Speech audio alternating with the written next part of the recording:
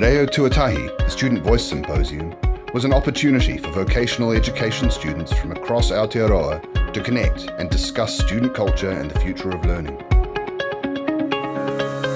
Held in Dunedin and organised by Otago Polytechnic students and staff, the Reo Tuatahi aims to capture the current state of the student experience and offer opportunities for connection within the wider student body. Through 2 days of panel discussions, roundtable activities and workshops, the students came up with the following message. Students are adults too.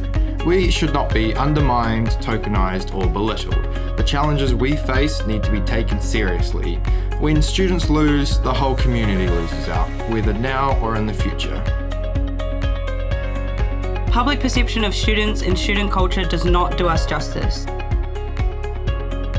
Student mental health is as important as academic performance for student success. Financial burden can be a major stressor and even a barrier for students.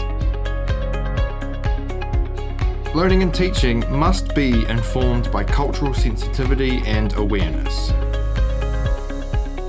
Students want to feel supported, empowered and listened to.